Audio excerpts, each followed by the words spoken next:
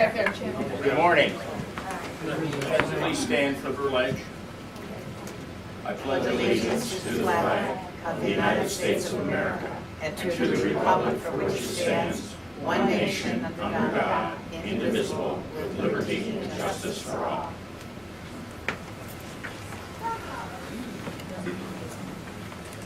Thank you. We're still coming in.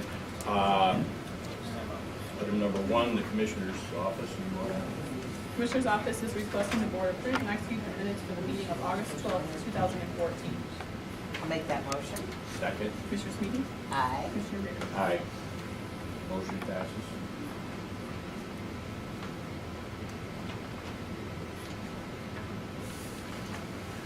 Item number 2, the Department on Aging is requesting the board accept the revised bylaws of the Geauga County Advisory Board on Aging. Good morning, Jessica. Hi, good morning. Chair up. Push it out here. So our advisory board met, and we were doing an overhaul of the bylaws just to make sure they're accurate and they're up to date. So I just wanted to highlight a few of the changes for you. Right now, the minimum number of advisory board members was 19, and we have to have a quorum to meet. So that was a very large board, and we were relatively, not very often meeting the quorum. So what we did was we put the minimum number down to 11 and have a max of 25. So we could still have 20 or more, but in order to achieve a quorum and actually have a meeting, we put it at 11, which is, I would say, So you'd have 6, right? Yes, and I would say we probably average around 11. Probably average around 11. So the goal for me is to have consistent participation and attendance, as opposed to just input from someone every now and again. So that was one change. The other change we did was previously regarding absences.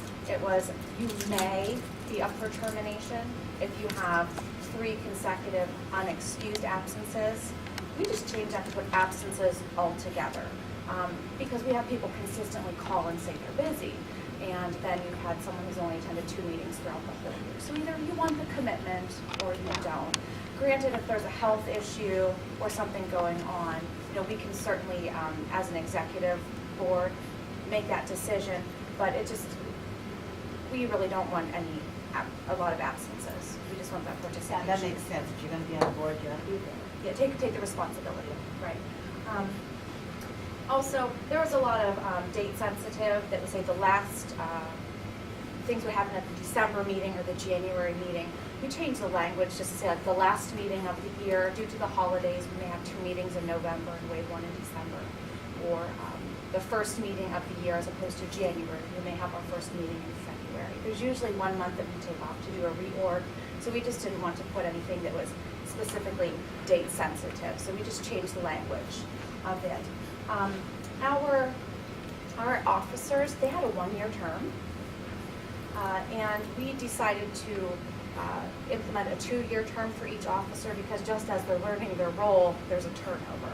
So previously, it was a 1-year term for up to 3 consecutive terms. So we changed that to a 2-year term for 2 consecutive terms. So they would be on a year longer, but they would have more knowledge and experience. As far as our committees, there were some outdated committees, and also 2 committees were doing the same function. So we did some combination, like the nominating and the membership committee, as opposed to 2 separate committees to just take care of the officers and one to take care of the membership. We did some combinations. Now that there are some paid staff that do functions like the newsletter, we no longer have a newsletter committee, but we can certainly have a liaison to help. Additionally, one thing we added was a representative for each senior center to take part in their planning and organization meetings so that they can put some input in the programming that happens at each of the senior center sites. So that is something new that we're putting with the advisory board. Other than that, that's it. Sounds good. The only question I have early on, you said that if they miss 3 meetings, is that 3 in total in the year? Consecutive. Or 3 consecutive? Consecutive. A lot of boards do that. Right, I mean, I And it says that you may be considered for termination. May. You may be. We're going to review it and give you a letter and say, you know, you've missed 3 consecutive meetings. Would you still like to be a part of this board? So we would definitely, we're going to open dialogue at that point.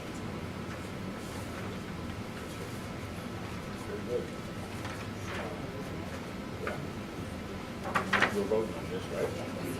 The Department on Aging is requesting the board accept the revised bylaws of the Geauga County Advisory Board on Aging. Second. Commissioner Sweeney? Aye. Commissioner Rea? Aye. Thank you, Jessica. Number 3, county home. Karen, I saw Karen here. Karen? Morning, Karen.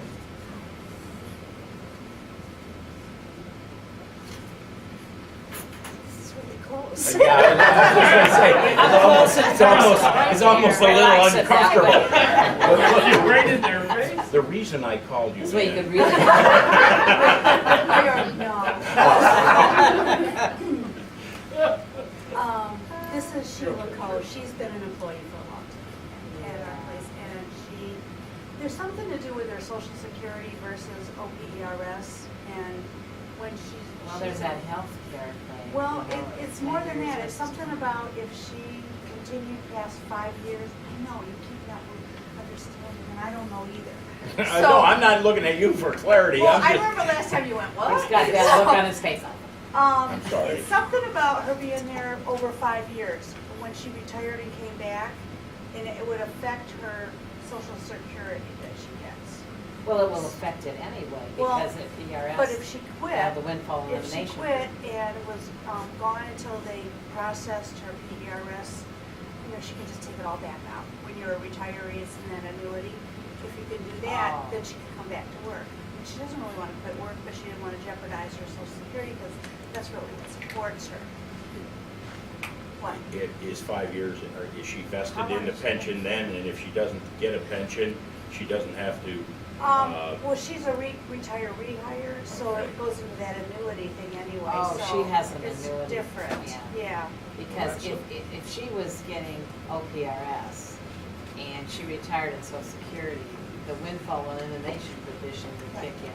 And it, based on the number of years and how much money you put into it, if you have like 30 years, it's 90%, you get it all, and then it starts dropping down. That is for certain, Right. But not good. this was the, You I know, learned it. yeah, Right she thing on the way. figured that out right away, but this is the retired, like when I came back, that, you get that annuity instead of the regular. Yeah. That's what it is. So if it's But more if you than stay 5 over 5 years, I didn't know that, did you? what about me? I just realized that. Yeah. Yeah. You better call, right? I Go guess ahead. I should. Not- Oh, I don't get social security, it doesn't matter, Well- it's a different thing. our issue here is not the pension. Our issue really is, Do we want to rehire her? is she a good employee? Is she Yeah. qualified? Oh, And you you want to know hire what? her back and her Right, I just, benefits. because I want to explain why she keeps Okay, coming no, in that's- and getting rehired. This is her second rehire since we've done all this. She's an excellent employee. She's wonderful. She brings around. Show. And she's 71. Oh, gee. Isn't that neat? Yes, it is. Why really is it is. 71? Mm-hmm. She's a good worker. Well, good character. Can't too. tell how old people are. Can't ask. That's either. true. Can't ask anyway. So just ignore that. We don't ask that. Who said that? David, you're blame. No, That's what I I'm here think for. with her, it's more of a celebration than a you know, she's just a hard worker. She's amazing. Well, she probably wants to, Right. make her, she wants to do something. Yeah, she does. There's nothing wrong with that. Christie, could you read number 3? The county home is requesting the board approve rehiring Sheila Coates to the position of part-time attendant for 1504-1 to be effective August 20th, 2014 at her former rate of $11.31 per hour. I'll make that motion. I'll second. Commissioner Sweeney? Commissioner Rea? Aye. Motion passes. Thank you. Thank you, Karen. See ya. Transit. Oh, there's Mike. Good morning. Don't sit too close. Yeah, move back a little bit further. I don't want people. Get in his face. You don't want to be, I'll just proceed. Well, Blake. Basic number 4 is we're requesting that the board grant permission to advertise for a public hearing for our Ohio Department of ODOT Road Transportation Program grants. DOC is going to be held on September 16th. Notice of the public hearing will be advertised on Monday, August 18th, 2014, on the county website. That's a requirement that came back this year for the last 3 years for sure, maybe 4, depending on the state of the state. We did not have to have that public hearing to apply for our grants, but this year they brought that back. And when did you hear about that? We heard about that last Friday. Yeah. Kind of short notice. Interesting. A very short notice, and the short notice again is because they're a little bit behind with that quarterly invoice. They have a brand new program going, and they're taking some time to get up to speed. So Yeah. that's why it's a little bit late. If you read the actual notice, it says we have to have 30 days, and 30 days after that. As long as we show to them that we prove that we did put in the paper a specific date for the public hearing, they'll accept that as the time frame, and then we go from there.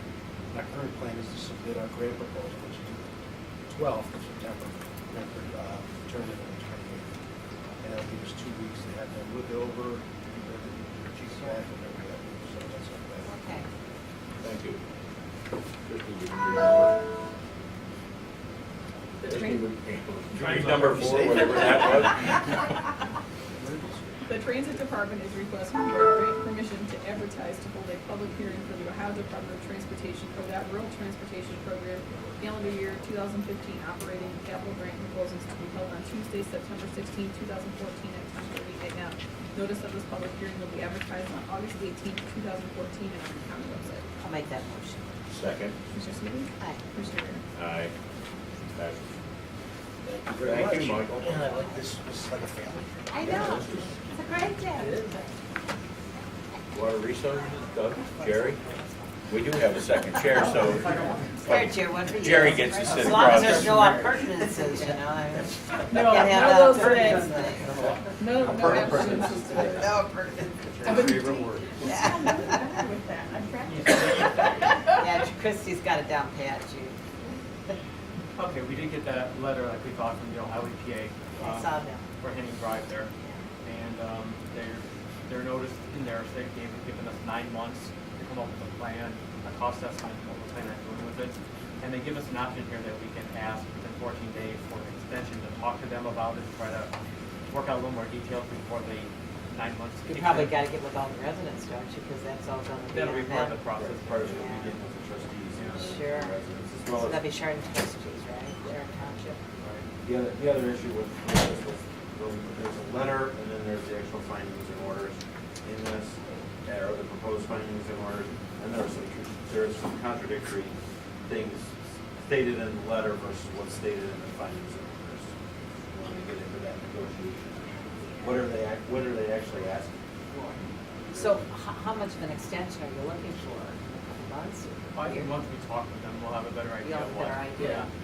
Sure. Because the 208 map with Chardon Township was, we only met with them once, and that was 7, 8 years ago, right? Wow. The very first time. Yeah. So they're gonna have to decide, in other words, at that time, it was just, I don't think it was a big issue. Yeah, the only thing in Chardon Township on the 208 right now is the wintergreen, the back portion of the wintergreen subdivision, where we have sewers, and the rest of the township was remaining on-site systems.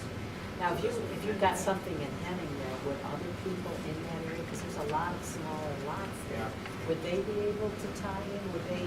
But that would get to the township, what they want to include in the 208 map. see. Yeah, but we did an estimate on there, I mean, but there's 115 homes right now currently in Henning. So if we were to design a treatment plant by EPA standards at 400 gallons a day, 46,000 gallons. So we could design probably 50,000 gallon a day. But then you got the intersection there, where you had Auburn and 6. And there's 4 permitted treatment plants there already. Dops, the Heat Springs, the Child Garden, and the Eagle Drive-Thru. But we wanted to include them and eliminate those 4 treatment plants. Make it too small. Yeah, so that's something that we have to talk with the township on, see what they want to do with that. Because then the treatment plant would be expanded maybe to 60,000 gallons. That would make sense, because down the road, Yes. you see it coming. Yeah. There's a lot to talk about. Doesn't include the golf course, does it? No. At the Auburn. Right now, That's right now, nonsense. this, The only thing is, right now, this order only includes the subdivision. And that's 115 homes, plus possibly 4. And most of those are on 1 acre Commercial sites. lots. So, and I remember even years ago, they were having problems. People were talking about abandoned lots being flooded, etc. The good thing to do is go with Sissy Valley. so all we're asking right now today is that this is the letter that you're going to sign. This is for us to negotiate, talk this through before they give us their final order. Thank you. Christie, would you please read number 5? So Department of Water Resources is requesting the board approve and authorize the vice president of the board to execute a letter to the Ohio EPA to negotiate the proposed findings and orders for the Henry Drive Public Health Nuisance and further authorize the Department of Water Resources to discuss and negotiate changes with the Ohio EPA. I'll make that motion. Second. Commissioner Sweeney? Aye. Commissioner Rea? Aye. Thank you, gentlemen. Motion 5 passed. Yeah. Oh, that's, I signed that. The second. Commissioners, number 6. This is simply, Debbie Ashburn hasn't been here yet. Mhm. She has a family drive that she wants to attend, so because she hasn't been here yet, she hasn't gone on vacation, so we need to approve her having a couple days off. Unpaid. Please read number 6. The Commissioner's Office is requesting the board approve an unpaid personal leave absence for Deborah Ashburn for the period August 18, 2015 through August 19, 2014 per section 6.12 of the Geauga County Personnel and Procedure Manual. This unpaid leave will extend her probationary period 16 hours. I'll make that motion. Second. Commissioner Sweeney? Aye. Commissioner Rea? Aye. Number 6, please. Department of Emergency Okay. Services. There he is. Yay, Ken. Sit way back here. Be intimidated. Yeah, that's right. You know, you wanted to. I mean, hey, we wore funny hats together, so. I won't ask what those Anybody see hats those are. pictures Ah. yet? For the Humane rescue village Oh, deal, really? we have funny looking hats on. Yeah, just watch the website. Details.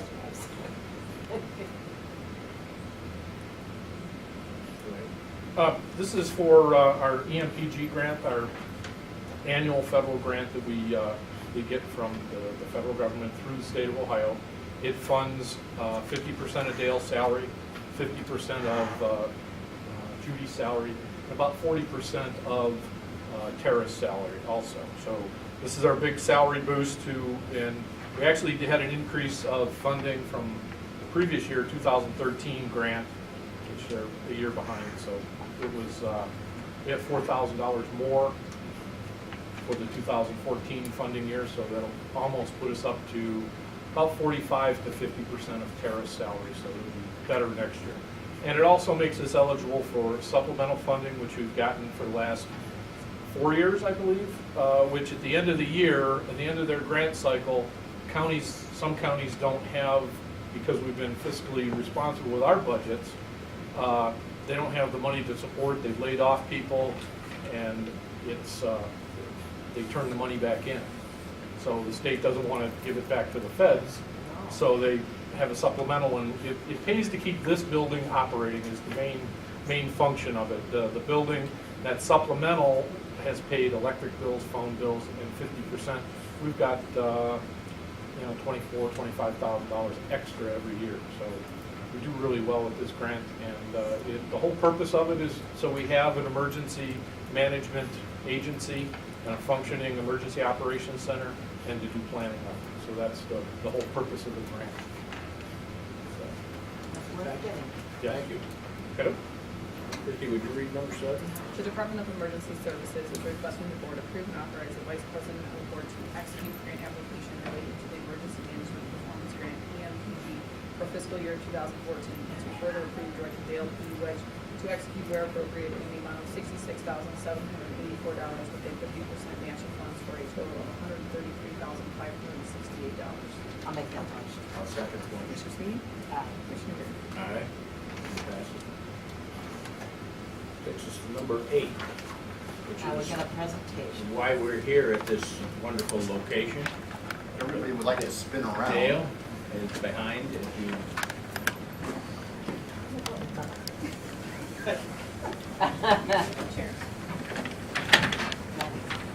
Whoever doesn't have a chair, oh, she has to leave. I'm going to do a brief introduction, and Ken is going to go over the PowerPoint presentation, and then after that, we have some people here who are involved in the flooding, as Ken Manager for United Way, of course, David from the Sheriff's Office, Jessica Ball from Aging, Rex from JFS, and then some of our other staff, and of course the commissioners and Dave there. Highly involved with this. So, welcome. This is the Emergency Operations Center. We are in the central part of the government, or not the government, sorry about that, the county. I want to thank the emergency responders who responded on July 27th, and mainly Middlefield, Burton, police and fire departments, plus the mutual aid agencies, and of course the Sheriff's Office. I also want to thank Dave Lair, who I call often at 2 or 3 or 4 in the morning. He never complains. And I especially want to thank Commissioner Lair for actually going down to the command center in Millfield and going down to the flood departments. So we really appreciate it. So thank you for that.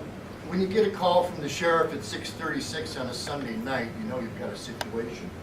And we did. The sheriff called me and advised me that the councilman from Millfield said there was a lot of flooding going on. So at that point, I started making notifications to Dave and some of my staff, and here's what happened.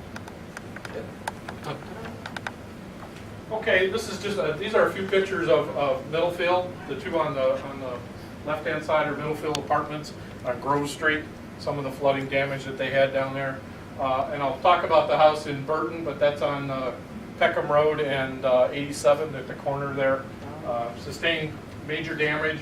Fire department had to assist. The water doesn't look like it's moving there, but it was moving quite rapidly. So those people couldn't get out of their homes just to walk across that because they could have got swept away and things like that. So, you know, any water moves. So.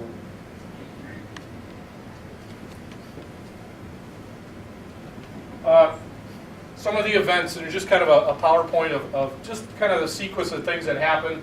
As Dale said, he was notified at 6:36. They had 12 units affected down on Grove Street. That's the Middlefield apartments. He contacted Tara Vargovich, our other deputy director, tried to get a hold of me. I had a little flooding of my own and no power, so I had no phones, couldn't get in contact with me because my cell phone coverage doesn't work down on my road. So our other deputy, Tara, handled it spectacularly. I found out about it the next day. DS coordinated with Middlefield Fire. Middlefield Fire had quite a large response with other mutual aid companies in that too. Middlefield Village, Middlefield PD, village officials down there to assess the damage of what the residents needed that night. And it was still pouring down rain, lightning storm and everything else, so we had to get some things done rather quickly. Also, the building department was called into Burton to assess the damage of the one home in Burton that actually was washed off its foundation. Whole block wall kind of gone. We'll have some pictures of that here in a minute. The DES contacted the Red Cross trying to coordinate some housing. We had a little difficulty there with Red Cross, not with the Red Cross, but trying to get a hold of them. They were under a tornado watch, and our normal person that we contact direct, I found out later she was in her basement. No phone coverage in her basement, dig a hole. And our numbers were a little confused, so a little glitch.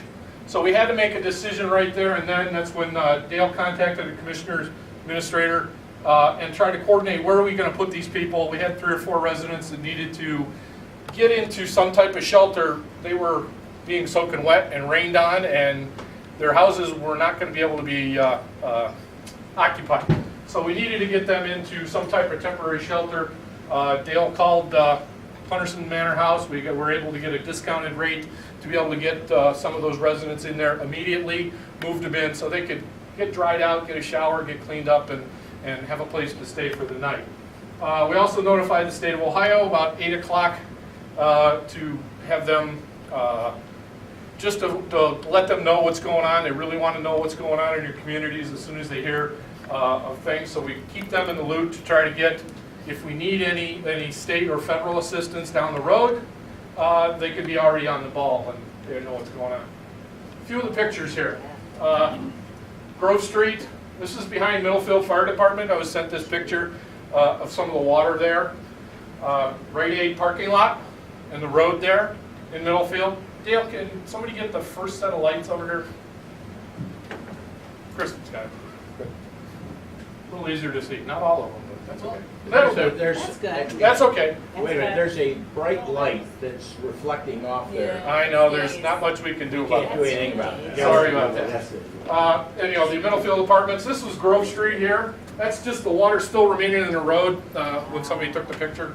A lot of damage. I mean, a lot of water. I mean, we got 5 inches of rain in less than an hour.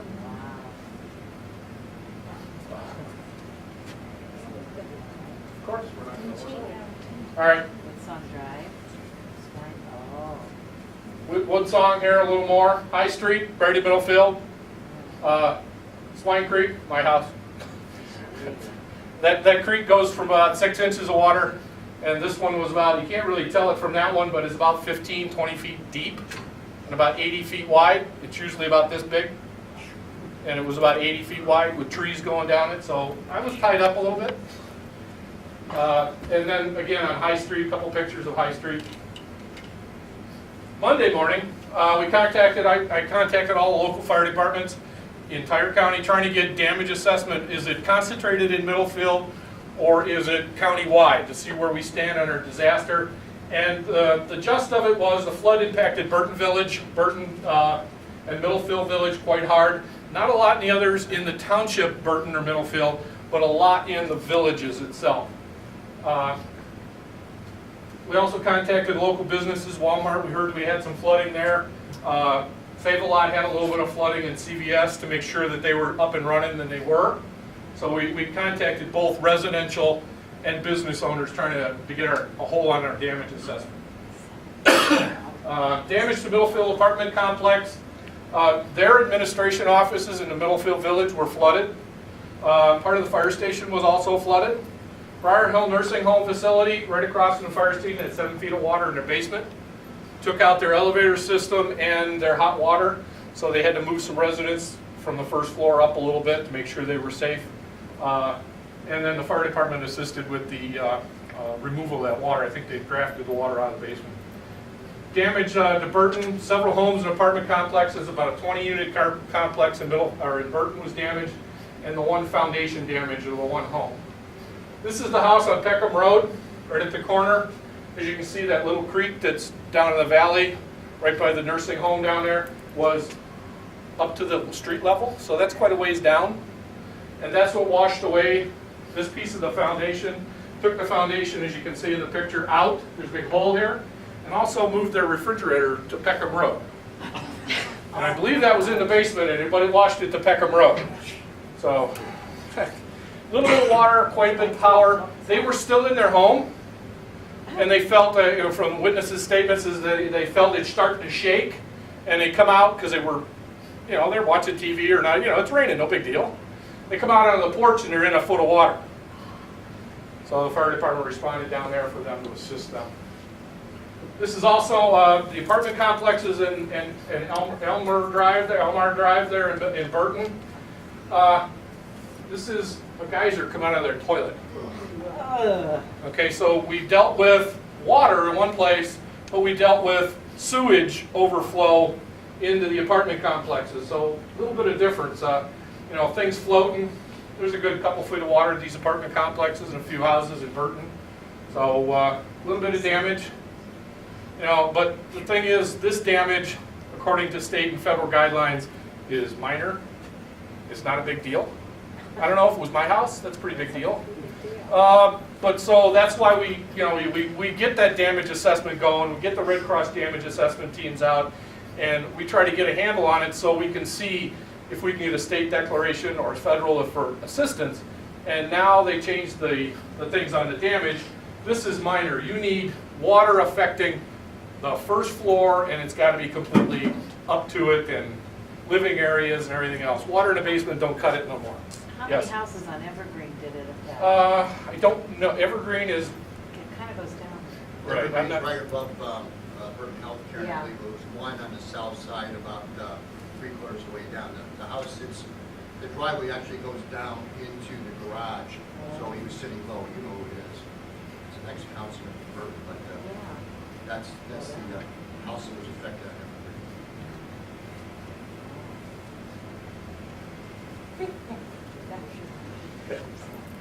Still, we're on Monday here again, DES coordinated meeting. As soon as we, got a hold on what's going on, they were out Sunday. So we get into the office, let's get a meeting going with all our agency representatives here. I'm not going to read the list. That's the whole process that we do, is to coordinate that response and coordinate our efforts to make sure the communities and the county is getting what they need to get the residents back on their feet again and recover from the disaster. But I want to thank everybody for coming to the meeting and getting in and really making this work really well. The damage assessment team, again, from the Red Cross, was able to get in there and get some, as we met. This is the game plan meeting, Let's see where we need to go, what we need to accomplish, and then we can go from there. We decided, let's move the command of these incidents, since at this time we knew we had some in Burton. We're still getting a lot of information from Burton on the damage assessment there. Let's hold a meeting in Middlefield. It's a central location. Get the agencies in, and then we're going to go down to the apartment complex and really get into the damage assessment and update. And give us an hour or so to be able to pull our resources together and then get a game plan together at the command meeting. United Way, once at that command meeting, we decided that United Way would be used to, the 211 system would be used to collect data. This is a proven method to gain information in the past 3 or 4 floods that we've had in Lake and Geauga and Ashtabula County. That 211 is our information source, so we can get residents to easily call that number and gain that information we need on damage. We decided at that meeting in the morning to have the dispatch center put out a WINS, our notification system in the county, a WINS notification and a reverse 911 notification to residents of Burton Village, Burton Township, Middlefield Village, and Middlefield Township, because that's where our concentration of effect from the flooding was, and that's been consistent. I hear 1 or 2 reports of a little bit of water in this one and a little bit of water in that one in different townships, but nothing major. So we wanted to get all the information from those there, and we wanted to get them to call 211. And that message went out as that if you have damage from the flooding and need assistance, please call 211. And I can confirm it went out. I'm on the WINS, and on my home is, I have a home phone in Middlefield, the township, so it also got called. So our system does work and get notification. We did have a number of calls to 211 to gain our information, and we'll move a little more on that. We had another meeting with DES staff and that to go down and take a look at the damage down there and talk to some of the residents and see where we're progressing on getting things cleaned up. The owner of the complex in Middlefield there was trying his best to get things ripped out and tearing up, but he didn't have a clue on how to get this done.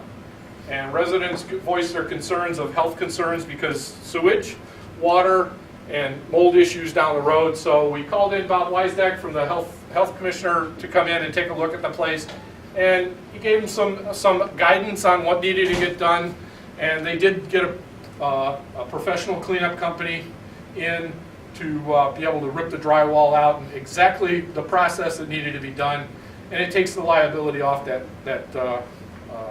complex owner, that getting a professional, he'll say that there's no moisture, you're good to go, and they'll take the liability instead of the owner taking the liability and trying to clean it up themselves.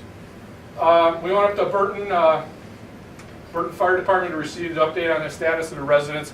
They were okay for right now, didn't need any cleanup kits or didn't need any assistance, but the apartments that we did find out that they needed some assistance down there. This is just, as you can see, this is mud and sewage or whatever in this one apartment that I took some pictures at. The water was up to about here on things, so you figure everything a foot deep, at least in there, was covered in water in these people's apartments. So anything that was on the floor is gone. Anything in the cabinets was gone. All the dishes and things in the bottom of lower cabinets were full of water. So the amount of cleanup. So the drywall and things behind kitchen cabinets all had to be replaced. You had to tear the cabinets out and do all that stuff because can't leave that in there, the mold's gonna grow in the back of the cabinets. Afternoon of the 28th, we had decided meeting together was okay the first time. Let's do conference calls. People could do it from their desk, go on with their daily work, plus our other response work. So we had conference calls on the 28th to brief all the agencies of what was going on, who needed assistance, and everybody that needed housing at that time was accommodated, so we're good to go. The Red Cross, we paid for 2 nights, Dale? 2 nights, they pay for 3. Yeah, through our emergency purchase order, we were able to pay for 2 nights for those people. Red Cross come in and talk with the people and be able to get them those additional nights so they had a place to stay. They sent the caseworkers, talk to them that night to talk to them, make sure, and that's where they decided they needed some more additional time to stay at the motel there. Tara, we got meals from the Department of Aging. Tara delivered those to those people. You know, you get displaced out of your home, do you have the money to go? You can't go down to the restaurant. You have all that money, you know, to buy on meals and buy things. You don't have anything. Sometimes you leave without those things. Past flood events, we have such a thing that we developed called Tri-County Care. It's a long-term recovery committee that was developed in the 2006 flood. Geauga, Lake, and Ashtabula are a part of that. And we put out emails to that group through Kim and I, or chair of that group, and put out notification to that group, put them on standby, because we don't know how many residents down the road, we're only a day into this, would need assistance and other things. And this is long-term recovery. Some of the, you don't think, the water goes down, people get back in their house, everything's okay. We closed out the last flood from July of last year in April of this year. People were... 2006. No, we had a Lake County flood in 2013. We closed that one out in April of 14. The 2006 flood went on for 3 years. We still had open cases 3 years later. People not having their stuff done. It's people that fall through the cracks. When the flood happened in July in Lake County, it flooded a lot of basements, and they had a lot of sewer backup. A lot of furnaces were flooded, but nobody looks at their furnace in July. We get into November and the people turn their furnace on, it doesn't work. And they don't have funds to do that, so this is some of the things long-term recovery works on their not their funding, but their income and things, and it's based on as much help as we can give those people. We had volunteer groups. This would pull in volunteer groups or cleanup kits if we needed. And I'll talk about the volunteer groups in a second. That afternoon of the 28th, got talking to Munson Township Fire Department. This is a resident's driveway. It doesn't look too bad as you look at it like that. But you can't go up to the hole because the driveway 10 foot back is still cracked, and it's only gravel that it's going to fall into the bank, and it's 25 feet down. They have no access to their house. They were in their house. Fire department has no access to the house. Ambulance has no access. They have to go through the woods to the neighbors and up the neighbor's drive. So I don't know how long it's going to take. This is a residential problem. It's on private property, but it's just some of the damage of that flood was other than just homes and a lot of washouts and things. Following days, we decided conference calls was a way to go. That was very good. So we kept everybody informed at conference calls, and there's just all the agencies involved in the first conference calls and the ongoing conference calls that we conducted. As you can see, the coordination from all this is that's exactly what the Operations Center or the Department of Emergency Service is for. We coordinate all of these agencies, all of these jurisdictions, and to be able to get the residents and their help that they need to come through the disaster. We'll hook the people up with the agencies that need to. On one of the conference calls on the 28th or on the 29th there, it was we may need some help down the road for cleanup. And we have a great group, the Western Reserve coordinator here I know very well for the United Methodist Disaster Early Response Team. It's a Northeastern Ohio response team. The coordinator is from Chardon. The response unit is in Chesterland. So this is kind of it's home to Geauga County. And when you look at, and some people had looking at me like the wrong way on when I said we have volunteers available to respond. These guys are better than cleanup companies. They're highly trained, highly skilled. They went to New Jersey for Sandy. Some of them went down to Hurricane in Katrina, and I mean, they do this all the time. They're volunteers with United Methodist. These are professional volunteers in the art of cleanup for disaster. We may still use them down the road as we talk about some of the mold issues that might come, but we put them on standby, and they were already in contact with me the same day as soon as they found out what's going on. But a great group of people that's local, and then they have a network throughout the United States if this was a major disaster. 30th, we met with Red Cross. Representative came here and met with Dale and our staff here to bring us up to speed on where the Red Cross stood and what they've got accomplished or where they're going. So we had that meeting. Then also we met with Burton Police Chief to go down and look at the damage down to the Burton Village apartments and stuff. And Dale visited the next day and walked the complex down there. Received calls from the building department. I got this call the next day on the 29th there. We were not aware of Northview having any problems. They got a call from somebody or some resident in the building department to say, they're cleaning our places up and we want to make sure they're doing the right way. And it's like, you have damage? So we did not know about this until the 29th. So I went down and we had about 20 units affected. Really didn't realize that. And the age range, 60 to 90-year-old people down there. And they were, very, very concerned. I met with at least 19 of them. And I'm their buddy now, so. I'm the buddy, and the one lady, it's kind of weird. We start talking, and I see a picture of the Grange not the Grange, but the chapel, Union Chapel. She has an embroidery of it, and I asked, that started the whole process. Here she grew up in Newberry, was my neighbor when I lived in Newberry, and her son was my neighbor, and that's where she was staying. So kind of like old home week there, talking to people. They love that. You make personal contact with them, and you're their buddy for life. But we didn't, a lot of problems. Just contacted Jessica. Hey, are they in your system? Can you get hooked up with these people and make sure they're okay? They only had a few inches of water in their homes, in their apartment complex there. I don't know if anybody's been to Northview. The road's here, the parking lot's here.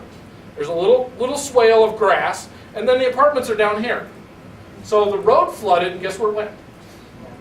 And the swale has catch basins in it. So those overflowed, and it all run down into the apartments.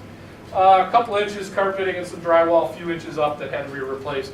They're still in disarray, and it's hard for some of our older people with walkers. When you move all their furniture and all their belongings in the middle of the room to get around, they have no place to sit. So they were outside basically talking to people, and we got them any kind of assistance that they needed. So we took care of that. We confirmed a confidential meeting. When we talk about clients and residents and things, it's confidential information. So we had a confidential meeting up at the United Way to discuss who needed what, because in public you can't use people's names. So this is a confidential meeting. There was closed doors. Talked about each person, each client that needed help and what services we could get them. And a very, very productive meeting. Make sure we weren't duplicating things. And the biggest thing we learned, I think, from this flood response is people don't need 25 people coming up and, are you okay? Or, everybody talking to them because they want to talk to one person or a team at a time. That's what we're going to end up, one of our after actions out of this, is they don't want to talk to 25 people because they're upset, they're stressed, and I don't want to talk to anybody. And that's what we had people going, I don't want to talk to anybody. I'm done. And so they wanted to make that one-to-one contact, and if they made one person and that's the person they want to talk to, we're still getting calls from those people that made the bond. Job and Family Services, Riverwood Department of Aging, we're able to cross-reference through their databases, who's on whose client list, who needs what assistance.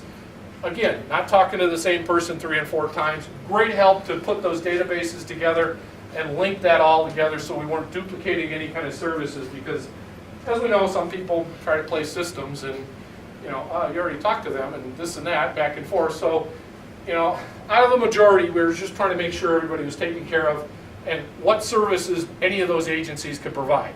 You know, they may be on Jessica's list, but maybe they're eligible for somebody else's programs or stuff to be able to get them assistance. Pleasant Hill Home, the Pleasant Hill Home, was available for residents if we needed to move those people that still needed housing, to move them in and get some temporary housing for them. And because we're looking at 1 week maybe, that's what they said, but 1 week has turned into 10 days to 2 weeks now, and some of them may even longer to get back into residence. So, conference call on the 31st to brief all the agencies again, keep everybody on the same page, and that's what it's all about, coordination and being on the same page so we're not duplicating anything, and everybody gets to voice what they have and update everybody so we're all talking together. Just the agencies involved in additional issues and anything, issues outstanding or any additional needs. Where we go from here? We're going to try to do down the road, give it another couple weeks here, because mold doesn't start today. Mold's going to start in a month. And people don't even realize, you know, some of those basements that were not cleaned professionally weren't disinfected. So as the month goes by and the heat comes on, you know, when it's cold, the mold don't grow. When the heat comes on, the mold starts growing, and they got black walls in their basement, they're going to be calling needing assistance. So we're going to do public awareness on mold issues and make sure that community knows that, because that's a health risk. You know, we got to get those taken care of. And that's, again, where our volunteer agencies that we can pull on can come in and assist people that can't afford to have a cleanup company. Or a lot of these things are not covered under your insurance, because I'm not a fan of insurance companies, okay? If you look at the insurance things, if you don't sign up for flood insurance, you're not covered. If you don't sign up for sewage insurance, you're not covered. You know, so you got to make sure when you're either a tenant or a homeowner that all those things that, you know, like Thompson, does it flood? Well, it did, 2006. You know, do you have flood insurance? You know, what insurances do you have to make sure those things get covered? And that's the things that fall through the cracks that the people can't afford to do this, is where we have to get agencies involved. Any other necessities lost, you know, furniture and things like that, we can hook them up with different agencies. Habitat for Humanity has offered that we could send people up there, they either give them a discount or something to be able to get furniture that needs to be replaced or something we can work out. We do have other outsources that we can get things that need to be replaced if people are in need of that. Last thing on our where do we go from here is we will develop an after-action report. We'll have an after-action meeting. Anybody that was involved in the response or the recovery of this incident, what went right, what went wrong, because if we don't figure that out, what went wrong, you know, Dale had a wrong number for the Red Cross. Well, we have to put that down, make sure Dale's next time we all have the right numbers to contact, make sure we get that process done, correct what's there. And that's what the after action is, to not, you know, as some of pat everybody on the back, but hey, what could we have done better? So one of the things that maybe comes out of that is Tara brought up that we were going to put those people up for the night, but it was still pouring down rain. You know, we needed to move those people to a staging area or a staging point to get them out of the weather, get them, then we can talk to them. Then one of the other things we're going to maybe put together, call it a damage assessment team. We think damage, physical damage, but we're also putting together a Department of Aging rep, Job and Family, to be able to respond. So 5 or 6 people come up to the person and go, do you have any damage to your resident? You know, let's take a look at that. Are you any needs, any of this, any of that? You know, we can get everybody to talk to them at once so they're not getting repetitive calls. And we're looking at personal damage and things like that. Do they need help, you know, with medications and things like that? We can organize that in one time. So that's kind of one of the things that's going to come out into our after action. So, any questions for Dale or myself or Tara on our response? Yes? About how many people actually were affected by this, just a number of residents? I think we're at 70? Actually, in 211, it's just about 100 calls. 100 calls. 100 calls for folks that were impacted. Can you flip the lights on, please? Do you have a rough estimate on the amount, dollar sign, the amount of damage? Yes. We don't have it on personal property losses. the criteria for getting any kind of public assistance is 25 homes or 40% of the true loss. Only the residents of Peckham and East Center that doesn't apply. But we don't. That is something Ken talked about. There's needs of replacement items that can coordinate those things. So, very quickly, I see we have some people that responded to the incident. If they want to say anything, they can. I'll call your name. If you want to say something, come on up real quick. Or no, that's fine. Kim Leininger, come up here so that. I would just say, from the United Way and 2-in-1 standpoint, this really is a great process in this county. I mean, I got a call on Sunday night that this was going on, just to give me a forewarning. And, I think we've been through this now, Ken and I, with 3 floods. And so I think we're really developing a good, strong system. And I look forward to the after-action conversation because we're finding that some folks were touched by many agencies, which was referenced, and we're putting into place a shared case management database where we can have communication centrally located where different agencies can tap into that. So JFS and the Department on Aging and United Way, all sharing that information. So we have constant communications about what's happening. So, thank you for involving us. Rex, anything from Job Family Services? Well, we were just able, with the coordination happening so quickly, we were able to contact clients that we were aware of through our database information and be proactive about it. I mean, a lot of the services we have don't directly relate to loss of personal property and that, but we were able to help some individuals who may have suffered some food loss that are on food assistance, and some personal items that are necessity items that we were able to provide some gift cards and that to help them do some replacement. So, again, the quick action allowed us to do that, as well as the coordination with the agencies. That's very important and very well done in this county. I just want to build on Rex's thing of how quick this happened in this county. This is not the norm for other counties, how quickly we organize all the agencies. I mean, Monday morning we had agencies. Sometimes we've had from the last floods in 2006, because we've done this and we know what agencies are needed, we put them in place right away on Monday morning. A lot of times this doesn't for a week to 10 days to 2 weeks in other areas. So I mean, because we have really, really good track record and experience in doing this in our agencies and the cooperation we have with agencies all the time in the county, it really came together so quickly that it was great. This is not a norm for other areas. It may take weeks. Jessica, anything from you?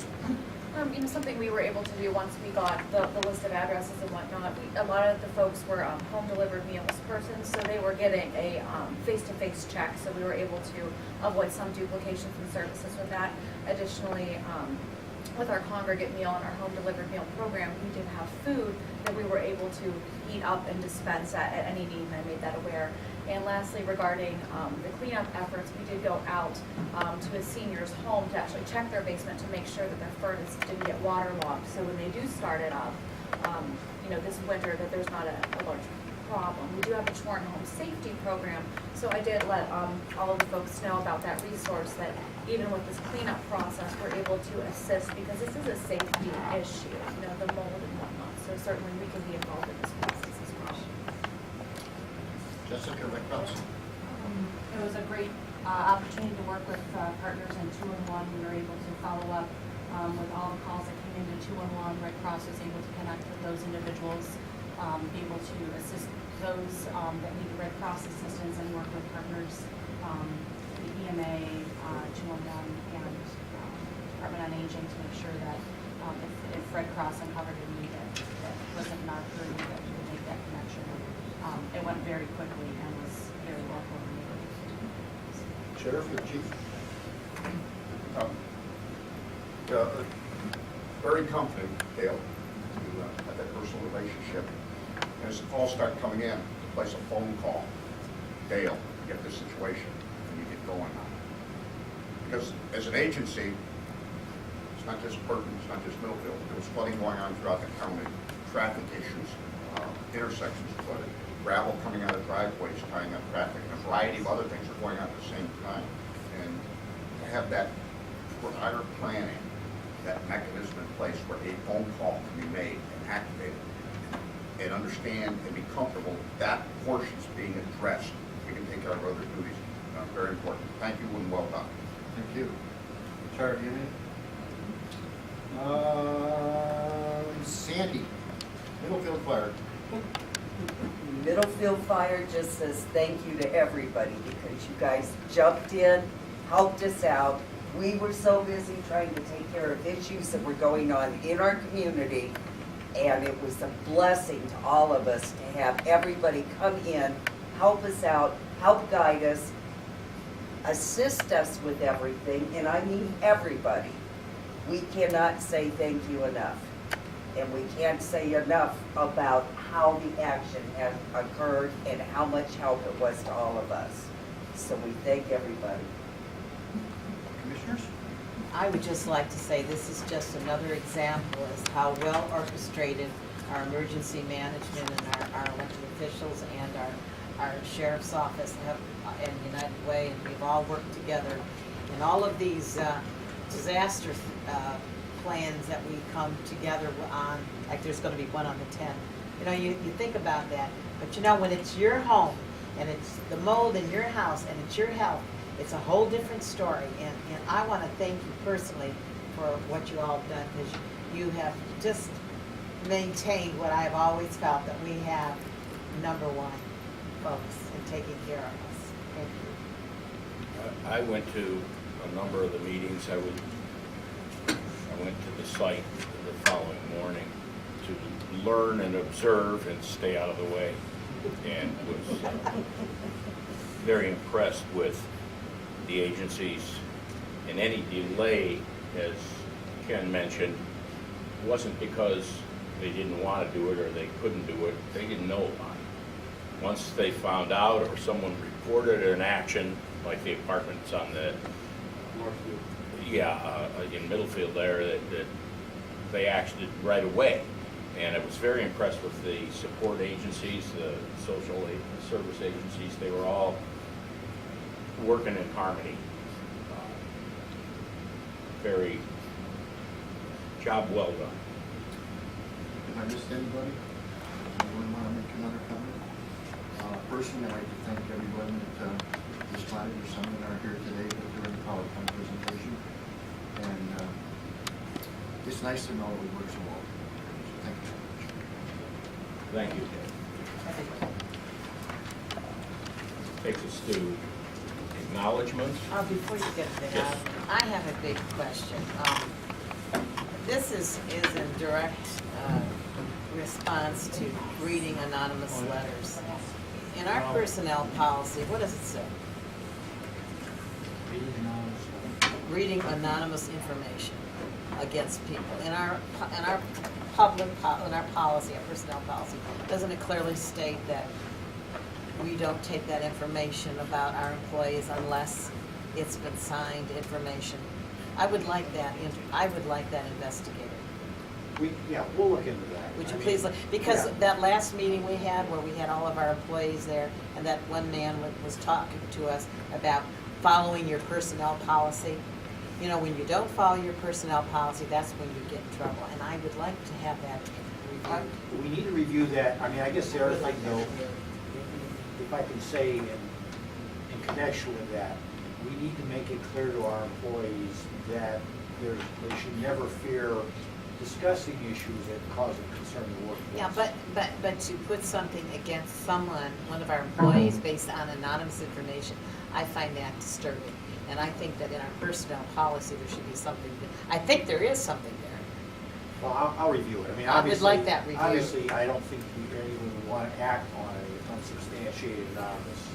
Well, But, you know, I think that's depending on the number severity of it, you might want to take into consideration and investigate it. So Yes.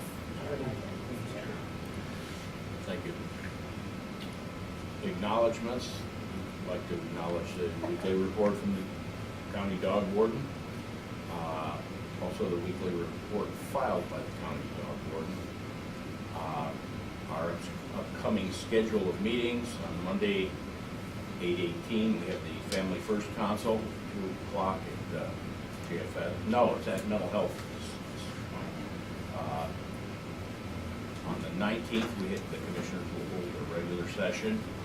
On the 19th, the county homes annual meeting is at 11:30 at the Pleasant Hills home. On 8/25, the Board of Revisions, 9 o'clock at the auditor's office. I That's said the I would last do, one. I would do, Possibly one more in September, but that's it. I would do that if my colleagues want to go. Well, we'll find out. Commissioners will hold regular session on the 26th. On the 28th, commissioners will hold the regular session, but it'll be at the Great Geauga County Fair at 10 a.m. at the Junior Fair stage. From the 28th to the 1st, the Great Geauga County Fair is open. The county offices will be closed on the 1st because of the Labor Day holiday. Our regularly scheduled meeting on the 2nd will be canceled. Investment Advisory Board at 9:45 in Chambers. On the 9th, also on the 9th, we'll have commissioners will hold our regular session at 10. On the 10th, Perry Nuclear Power Plant exercise here, correct? We get our phone calls. And on the 11th, commissioners will hold regular session. I Yes. just have one thing that, Heidi sent out an email to you yesterday, regarding, the treasurer's office would like to do the budget hearing on the morning of the 9th at 9:30 prior to the investment advisory board meeting. Okay, so at 9:30 9:30 will be the budget hearing. will be a budget hearing at At the office. Chambers. Okay, thank you. Anything else? Move to adjourn.